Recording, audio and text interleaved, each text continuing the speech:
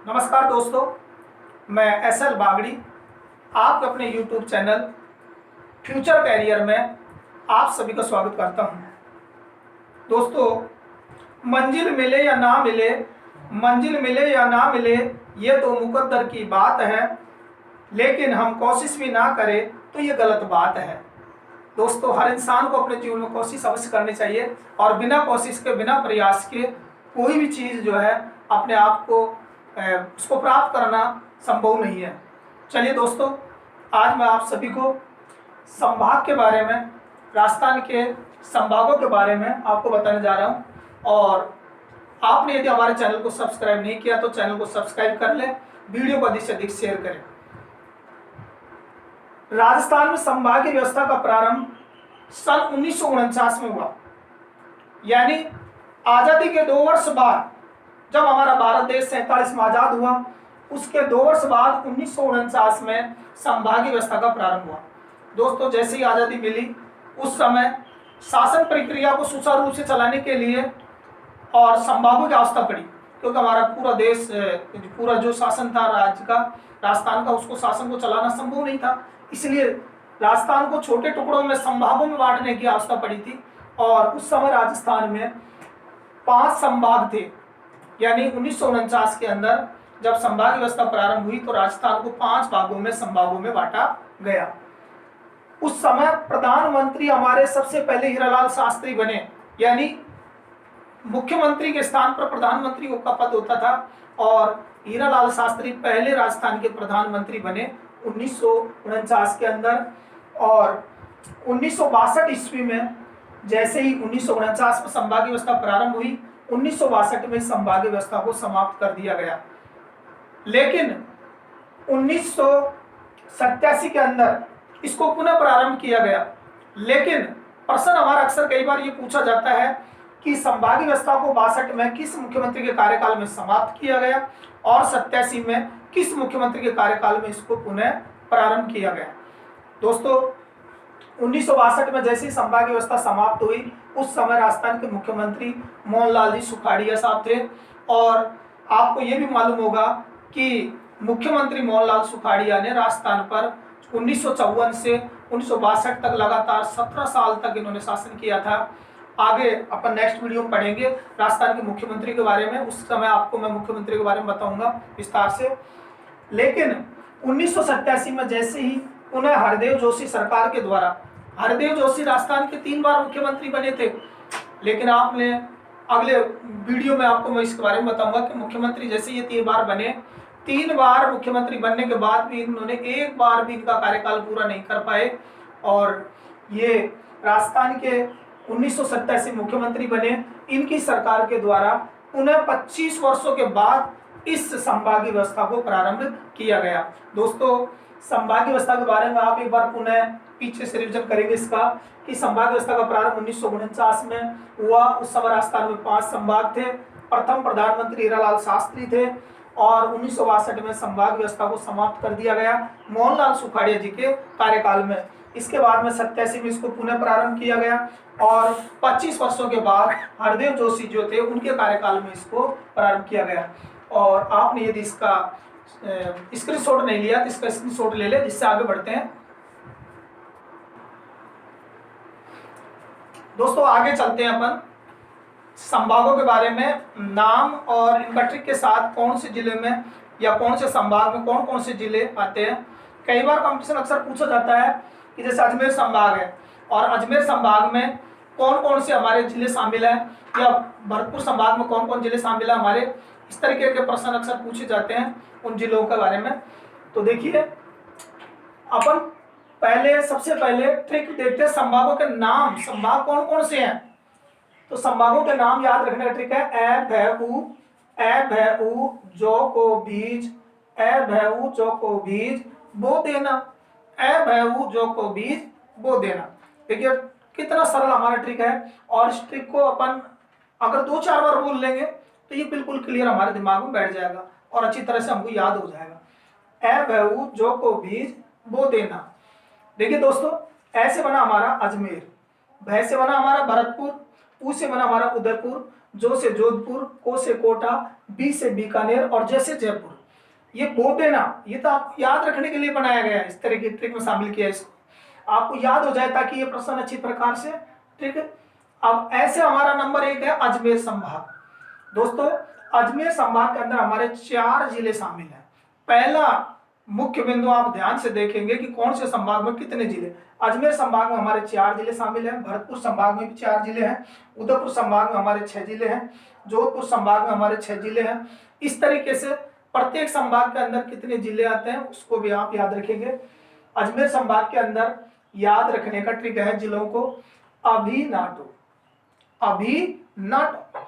ऐसे बना हमारा अजमेर, भी से भीलवाड़ा, ना से नागौर और टो से बना हमारा टोंक। अजमेर, भी से भीलवाड़ा, ना से नागौर और टोंक से टोंक। अजमेर, भीलवाड़ा, नागौर और टोंक। इस तरीके से हमारे 4 जिले इस संभाग के अंदर, अजमेर के अंदर आते हैं।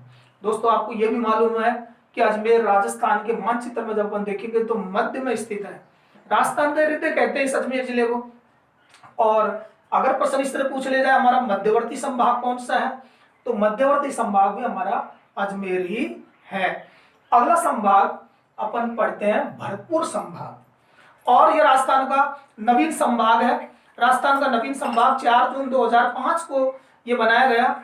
और इस भरतपुर संभाग के अंदर 4 जिले हमारे शामिल है और उनको याद रखने का ट्रिक है सै भै धोक, सै भै धोक। और सै से बना हमारा सवाई माधोपुर, भै से बना हमारा भरतपुर, धो से हमारा धौलपुर और कैसे करौली। एक बार पुनः इसको देख लेंगे, सै भै धोक, सै से सवाई माधोपुर, भै से भरतपुर, धो से धौलपुर और कैसे करौली। इस तरीके से हमारे 4 जिले इस भरतपुर संभाग में शामिल हैं। चलिए आगे चलते हैं। अगला संभाग हमारा उदयपुर संभाग। उदयपुर संभाग के अंदर हमारे 6 जिले शामिल हैं और उनका ट्रिक है उडू बाचीरा प्रे, उडू बाचीरा प्रे। ऊ से बना हमारा उदयपुर, डू से डूंगरपुर, बा से बांसवाड़ा, ची से चित्तौड़ और रा से राजसमंद तथा प्रे से प्रतापगढ़। दोस्तों अब कई बार कंपटीशन पूछा है कि हमारा राजस्थान का नवीनतम जिला कौन सा है, तो नवीनतम जिला हमारा है प्रतापगढ़। और ये 33वां जिला प्रतापगढ़ जो है ये हमारे किस संभाग में शामिल किया गया, इसको संभाग में उदयपुर संभाग के अंदर शामिल किया गया। ये भी आप याद रखेंगे। आगे चलते हैं जोधपुर संभाग। जोधपुर संभाग के अंदर कितने जिले शामिल हैं? 6 जिले शामिल हैं। कितने जिले हैं? 6। जोधपुर और उदयपुर दोनों के अंदर 6 जिले हमारे शामिल हैं, जबकि जयपुर जिले में हमारे 5, जयपुर संभाग के अंदर हमारे 5 ही जिले आते हैं। और ऊपर अपन ने पढ़ा अजमेर और भरतपुर, इसके बाद कोटा भी पढ़ेंगे अपन, उसके अंदर भी 4 जिले हमारे शामिल हैं। बीकानेर संभाग में भी 4 जिले आते हैं, लेकिन उदयपुर और जोधपुर में 6 जिले शामिल हैं। आप देखिए जोधपुर संभाग को कैसे याद रखोगे ट्रिक के माध्यम से, जोपा जासी बाजे, जोपा जासी बाजे। तो जो से बना हमारा जोधपुर, पा से बना हमारा पाली, जा से बना हमारा जालोर, सी से बना सिरोही, बा से बाड़मेर और जय से जैसलमेर। इस तरीके से 6 जिले हमारे इस जोधपुर संभाग के अंदर शामिल हैं। दोस्तों अगर अपन अभी और पढ़ेंगे इसके अंदर कि किस तरीके से कौन सा संभाग हमारा क्षेत्रफल दृष्टि से बड़ा है, कौन सा साक्षरता की दृष्टि से, कौन सा घनत्व की दृष्टि से, है ना, ये अभी आगे अपन पढ़ने वाले हैं इसी वीडियो में। आगे देखते रहिए आप वीडियो को।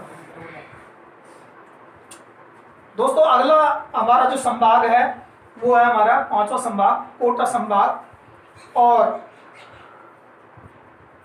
उस समय जब हमारे संभाग उस समय 5वां संभाग हमारा भरतपुर संभाग 4 जून 2005 को बना था।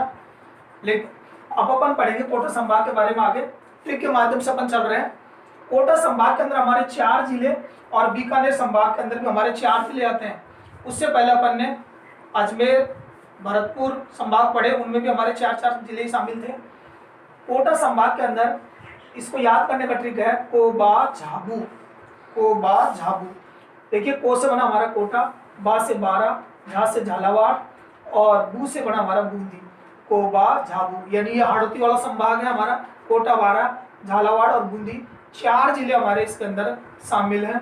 अगला संभाग है हमारा बीकानेर संभाग। और बीकानेर संभाग को याद करने का ट्रिक है, 4 जिले इसके अंदर भी शामिल है।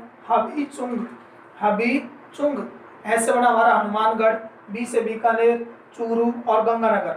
इस तरीके से हमारे हनुमानगढ़, बीकानेर, चूरू और गंगानगर 4 जिले हमारे इस संभाग के अंदर आते हैं। अगला संभाग हमारा पढ़ेंगे अपन जयपुर संभाग। जयपुर संभाग के अंदर 5 जिले शामिल हैं और उन 5 जिलों को याद करने का हमारा ट्रिक जो है वो इस प्रकार से है। ए दऊ झुझसी, ए दऊ झुझसी, ए दऊ झुझसी। देखिए दोस्तों, हमारे लिए कोई भी चीज़ आसान नहीं है। कोई भी ट्रिक है उसको अगर आप 2, 4, 5 बार अगर आप बोलेंगे तो वो ट्रिक इस तरीके से हमारे दिमाग में बैठ जाएगी। देखिए, एक बार पढ़ने से अपन को सफलता मिलने वाली नहीं है। मैंने भी इनको कई बार पढ़ा है और अब मैं इनको कभी भूलने वाला नहीं हूँ, क्योंकि मुझे बार बार बोलने से मेरे ये चीज़ें रट गई हैं। उसी तरीके से आपको भी बहुत जल्दी रटन के अंदर आ जाएंगी। देखिए, जयपुर संभाग के अंदर 5 जिले, ए दऊ झुझसी, ऐसे बना हमारा अलवर, दऊ से बना हमारा दौसा, झू से झुंझुनू, जैसे जयपुर और सीकर। इस तरीके से 5 जिले हमारे आते हैं। दोस्तों, अपन ने अब तक संभागों के बारे में पढ़ा, 7 संभाग, उनके क्रम से नाम ट्रिक के माध्यम से, और प्रत्येक संभाग में कौन कौन से जिले आते हैं। अब इनके बारे में कौन कौन से फैक्ट हैं उनके बारे में हम आगे नेक्स्ट पढ़ते हैं आगे। तो देखिए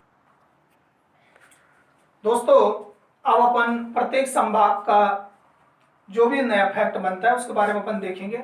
तो एग्जाम के अंदर इनमें से कई प्रश्न जो है पूछे जाते हैं। देखिए, पहला संभाग हमारा जो अजमेर संभाग अपन ने पढ़ा, ऐसे अजमेर जो पढ़ा था, इसका जो क्षेत्रफल यदि पूछ लिया जाए तो इसका क्षेत्रफल 4,38,000 यानी 43,848 वर्ग किलोमीटर है। और अजमेर संभाग हमारा राजस्थान का जो है, इसको हृदय भी कहते हैं। मानचित्र के अंदर मध्य में स्थित है, इसलिए इसको हृदय के नाम से जाना जाता है। राजस्थान का हृदय, राजस्थान का मक्का, राजस्थान की कुंजी इत्यादि नामों से अजमेर जिले को जाना जाता है।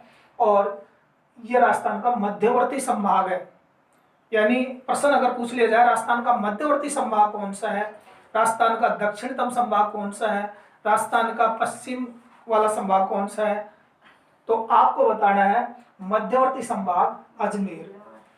अगला संभाग है भरतपुर, इसका क्षेत्रफल 18,122 वर्ग किलोमीटर, यानी ये सबसे न्यूनतम क्षेत्रफल वाला संभाग है। सबसे सर्वाधिक है हमारा जोधपुर संभाग, 1,17,800 वर्ग किलोमीटर, जो पश्चिमी संभाग के नाम जानते हैं, राजस्थान के पश्चिम भाग में स्थित है और इसका क्षेत्रफल सर्वाधिक है। और अगर इस तरह से पूछ लिया जाए न्यूनतम संभाग वाला, तो हमारा भरतपुर संभाग जो है इसका क्षेत्रफल सबसे कम है और ये न्यूनतम क्षेत्रफल प्लस में। अगर इस तरह से पूछ लिया जाए कि राजस्थान का नवीनतम संभाग कौन सा है, तो 4 जून 2005 को ये नवीनतम संभाग भरतपुर की जो है स्थापना हुई थी, तो ये नवीनतम संभाग भी स्थित है। इसके अलावा अगला संभाग पढ़ेंगे अपन उदयपुर संभाग। उदयपुर संभाग का क्षेत्रफल 36,942 वर्ग किलोमीटर है और इसका विशेष फैक्ट है कि सर्वाधिक अनुसूचित जनजाति यानी एसटी वर्ग की जो जनसंख्या है, सर्वाधिक अनुसूचित जनजाति जनसंख्या कहाँ पाई जाती है, किस संभाग में पाई जाती है, तो वो हमारे उदयपुर संभाग के अंदर पाई जाती है। उदयपुर संभाग के अंदर आपके 6 जिले कुडू, वाचीरा, प्रे अपन ने पूर्व में पढ़ लिया था, उसे उदयपुर, डूंगरपुर, बांसवाड़ा, चित्तौड़, राजसमंद और प्रतापगढ़, इन जिलों के अंदर सर्वाधिक अनुसूचित जनजाति के अंदर हमारे भील, मीणा इत्यादि आते हैं, गरासिया है ना, सहजिया है, तो ये सारे इसके अंदर उदयपुर संभाग के अंदर पाए जाते हैं। तो सर्वाधिक अनुसूचित जनजाति और सर्वाधिक लिंगानुपात जो है वो भी इसी संभाग के अंदर पाया जाता है, उदयपुर संभाग के अंदर।